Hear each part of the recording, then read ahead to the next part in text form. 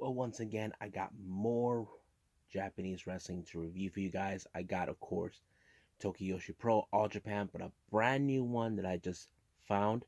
I heard of their name, but I never actually caught on to what they do. It's another Yoshi promotion, but all of that will be reviewed, discussed, and talked about on this episode of Deleted Wrestler Zone.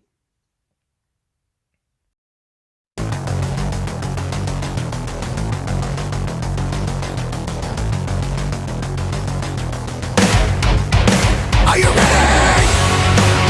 Get up, get up! Get up, get up! Get up, get up! Get up, get up! Get up, get up! Get up, get up!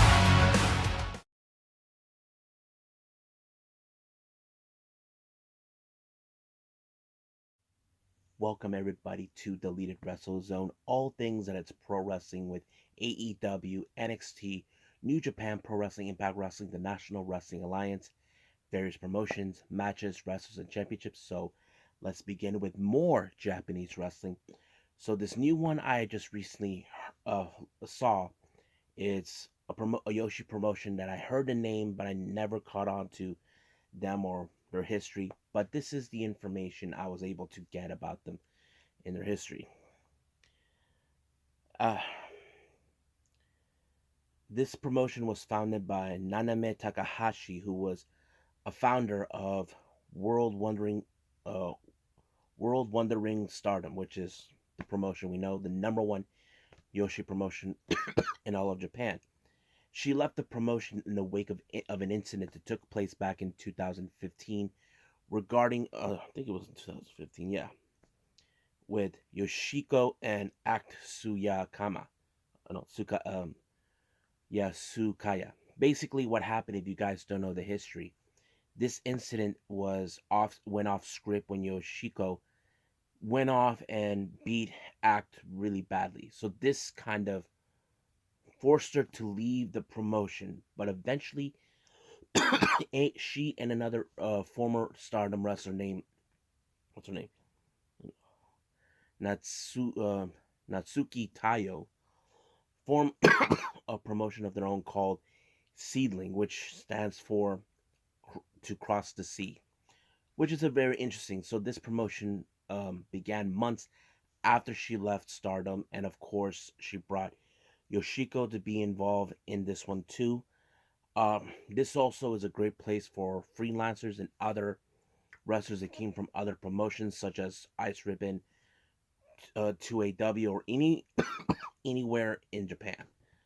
But today I actually saw one of their events that took place last month on February the 10th in Shinkibiya, Kiba, I think Shinkiba. That's what it's called. Now there was only four matches involved. Now keep in mind there are some wrestlers I may have heard, seen, or however there are those who don't. So bear with me. First match is a high speed match. So basically, this is one of those faster paces match. I have to say, I like the idea. High speed. It has Riko Kaiju taking on Chikoya Nagashima. Now, like I said, I don't know any of these two, but however, the referee is none other than former Stardom wrestler Natsuki Tayo. She was the actual referee. Now, you probably know referees are not supposed to be seen, they're supposed to be the people in the background, but it didn't stop her for her to have fun in this one, which was a very interesting match. But however, in that particular predicament, I would have, to me, I didn't, it didn't matter who was going to win because I'm still getting to know who these girls are. But I'll tell you who won. It was Shikayo Nagashima with a very interesting finisher, allowing her to make the pinfall in this match. Next match, we have Honori Mana taking on Makoto. Now, I don't know these two, but even though I don't know them, interesting matchup. I have to say, I didn't.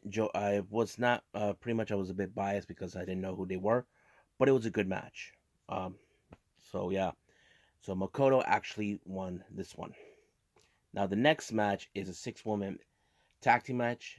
Um, there are some girls in this match that I do recognize. There's Isuki Aoki, Aoki, who I've seen in Stardom.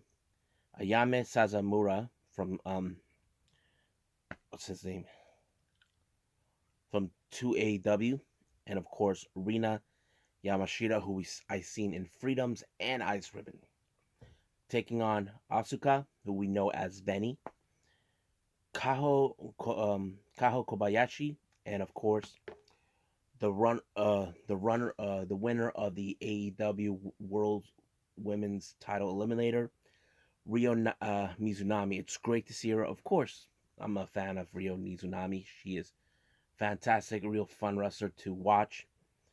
I didn't expect to see her, but this took place prior before she left to do the AEW Women's Eliminator Tournament, which she's in, I have to say, but she never missed a beat on that. But if you want to guess who won, is of course Asuka, Kobayashi, and Ryo, who actually won. I'm okay with that result. Now, this next match kind of ties in a little bit to the storyline between the founding members of the promotion SEAdLINNG confronting the current roster of Stardom. Recently, in one of their previous event, Naname Takahashi and Yoshiko returned to Stardom after many years, and of course, Yoshiko challenged Miyu Iwatani, and a Momo Wanatame challenge Naname Takashi. But however, two of the Stardom stars appeared on this one, which is the current future of Stardom, Saya Ida, and of course, Momo Wanatanabe. It was a pretty good match, I have to say, because you can tell that Stardom is not going to tolerate former people in from Stardom coming to their turf. And it kind of fits into the story, but it was a really interesting match. I have to say, I like this one. Now, recently I've been noticing for myself, I haven't been giving a good review. What do I thought about these promotions? The new ones I follow. I have to say, SEAdLINNG is one of those wrestling promotions that I definitely like, despite the fact that there are wrestlers I might have seen in multiple promotions like Diana, Tokyo Joshi Pro, Ice Ribbon, or wherever they may be. But if I do recommend for you guys to watch it, then go ahead, you can watch it. So I think that's it for now for this one. So let's move on with All Japan Pro Wrestling.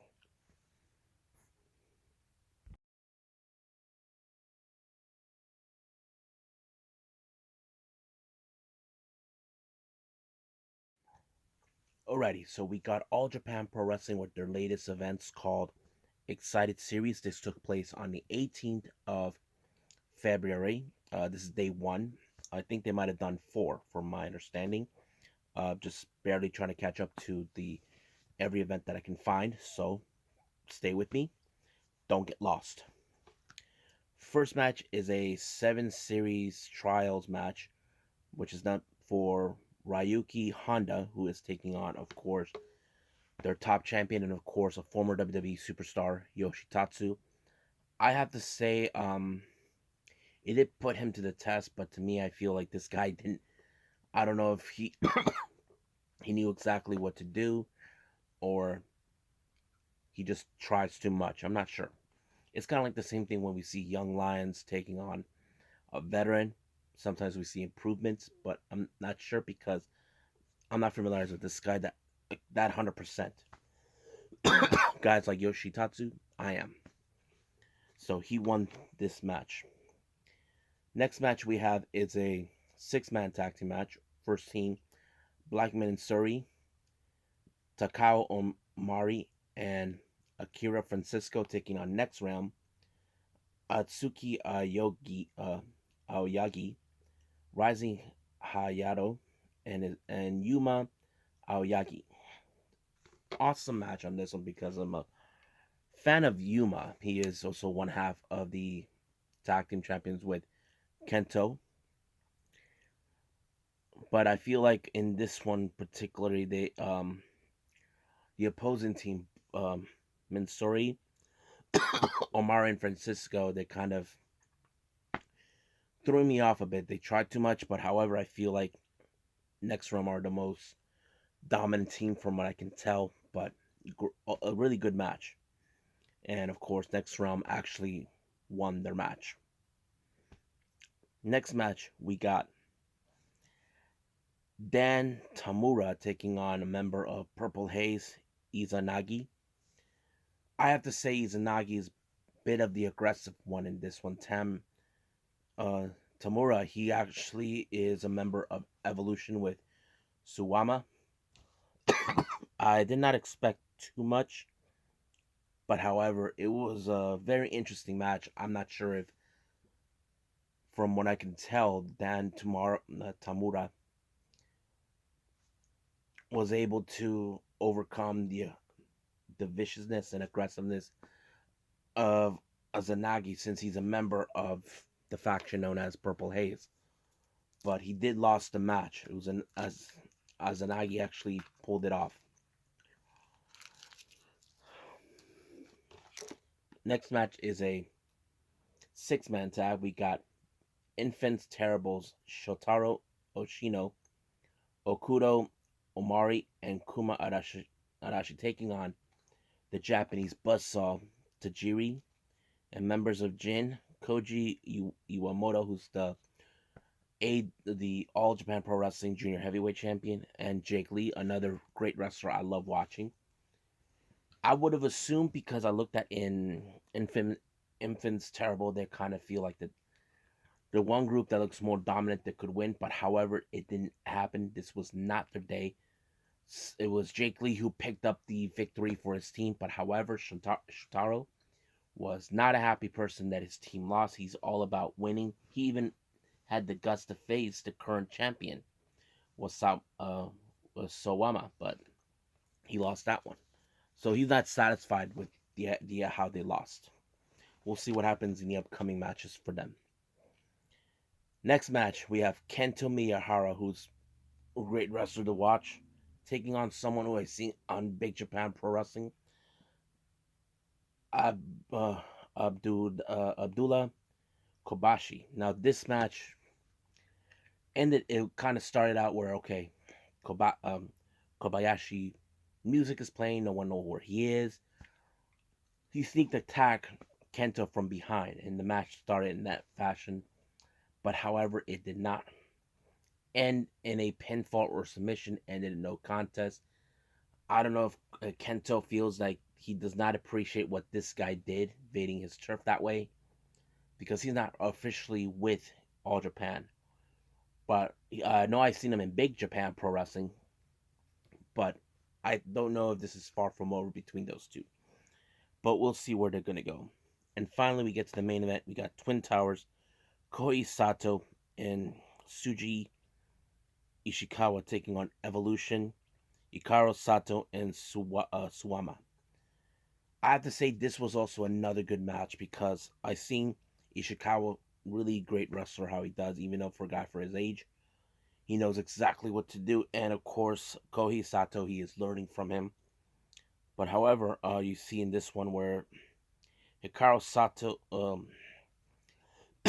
does what he can using submission to mid, but however, it did not go exactly in his way. It ended up with Twin Towers to win their matches. So they won this particular match, and that's how it ends for the evening. So let's move on with the following day with day 2 on Excited Series.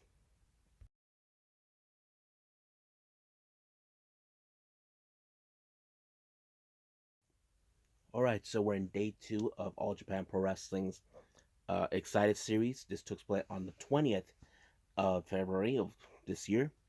First match is a singles match. We got Akira Francisco taking on Yuma Aoyagi. I have to say, this was one of those matches that kind of favored Aoyagi instead of Francisco because Francisco was more determined to win the match no matter what, but apparently he can't. Even he protested the way he lost against Aoyagi, but it is what it is. The better man won. So that's pretty much it on that first match. Then we got once again Infants Terrible, um, Shotaro, Okuto, and Kuma. Same thing result against this time Blackman Sorrow, Takaonari, and Shugi Ishikawa. Once again, the same result as the previous one. Infants Terrible lost in a very bad way, but however, Shotaro is the one with the attitude who feels like he will not accept this loss in this way, but he took off while the others were right behind him. So basically, I'm not sure if he will be kicked out of this, or if he's going to force whoever's in charge of them to kick one of them, kick the other out. But we'll see. Next match we got Dainanji So um Ryugi Sa and Yoshitatsu taking on Ruki Honda, Tajiri, and Jake Lee. Now, in this particular match, I can see that Dainanji and having with Yoshitatsu was going to win. It was exactly the way it's going to be. I was pretty much interested, but basically I didn't have a little bit of hopes. But it was a really interesting match to watch. Of course, I would have assumed Jake Lee was going to pick up the victory for his team, but it didn't. It ended up in Yoshitatsu's favor to win for his team. Next match we have next round consistent of Atsuki Aoyagi, Rising Hayamato, and Kento Miyahara taking on Evolution's um, Dan Tamura, Hikaru Sato, and Suwama. I have to say this match is also a very classic match because there has been no love lost between Kento and Suwama because Suwama was the one who beat him for the Triple Crown Championship. I think it was a year or two ago or so. I'm not sure if Kento has any plans to try to obtain the title because he seems he's been the champion, but losing to Suwama is one of those things that he has to find a way to beat him. And of course, in this particular match, I saw Hikaru Sato impress me with a very interesting match when he um, pulled off a victory with his striking techniques on this one. I have to say he kind of reminds me a little bit of someone from Pro Wrestling Noah, and of course, um, what's his name, Sakaguchi from DDT, and really impressed me a lot. He's seems like he's has a bit of experience in MMA or so. I'm not 100% sure, but I'll find out more. Now the next two matches are championship matches. We have the first one, the All Asian Tag Team Championship. This is within the faction known as Purple Haze. First team we got Shigehiro Iri and Tamaro taking on the other members of Purple Haze, Izanagi and Zeus. Now, you would have assumed in certain ways this would be a friendly competition. No. In this particular time, no. Not this time. There was no friendly competition amongst both teams. It's all about who was going to win, who was the better team. And this particular team that won was, of course, Izanagi and Zeus. Now, in the end of the day, the better man wins in this particular. But who was a better tag team? In this one, it was Zeus and Izanagi. So that's how it plays out. So who will be the challengers for the All Asian Tag Team Championships? Anybody is willing to challenge them. Now we get to the match that I've kind of been hearing about. This is for the AJPW World Junior Heavyweight title between Shima and, of course, Koji Iwamoto. Now, a while ago, Iwamoto got a video message from Shima challenging him for the title, and of course, Iwamoto was not impressed. But of course, he accepted the challenge because he was going to tolerate Shima, who's a legend, try to reign his parade. But it was a very, excuse me, a very good match to watch, especially with Shima, who is a veteran in the wrestling business, but however, he never misses a step. I mean, I know it sucks that he can't be in AEW, but seeing him in Japan is fun to watch. And of course, we had a new champion. Shima won with his signature move, with just coming off the turnbuckles, with your knee stomping on the person's chest to the mat. Forgot what they call it, but great match. And of course, he's not dumb. Somewhere in the junior heavyweight division within All Japan, there'll be a lucky challenger. But the real question is, who will that be? I guess we'll find out down the line in the future to see who has the bronze to take on the legendary Shima. So I think that's it for All Japan Pro Wrestling. So let's move on with another Joshi promotion that you all may know, familiarized with, and I reviewed it who knows how many times. I can barely keep count. So let's move on with Tokyo Joshi Pro Wrestling.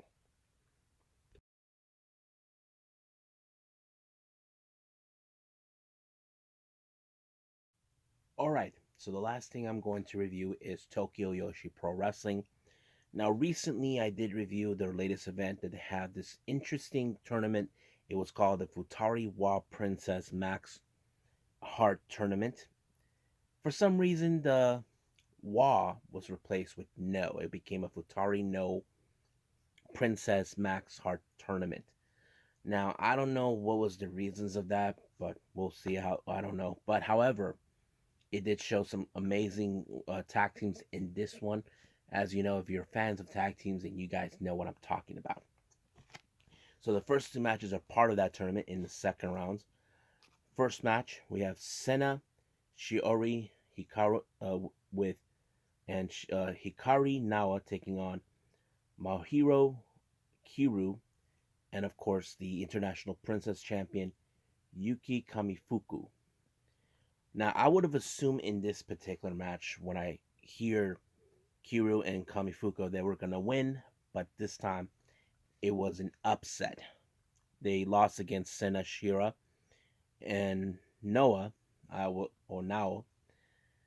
So it was like kind of interesting to see that dynamic kind of shifted. But they seemed Shirari and Noah were about to not play by anybody's rules, especially with their opponents, and they did overcome that with an excellent pinfall. Next match, we have Suzumi Mira Mayu, Mayomi taking on Neo Bishiki Gun, May Saint Michelle, and Saki Sama. Now, you guys seen Neo Bishiki Gun many times over. That's the alter egos of Mei Shigura and Saki Akira. Now, of course, May will always use the little tray as her bag of tricks. She tried. Suzumi even didn't fall for her trick, but this time, like they say, first try, oh well. Second try, like darn, and third time is a charm. So it worked this time. So basically, Suzumi slipped on that like a piece of banana peel.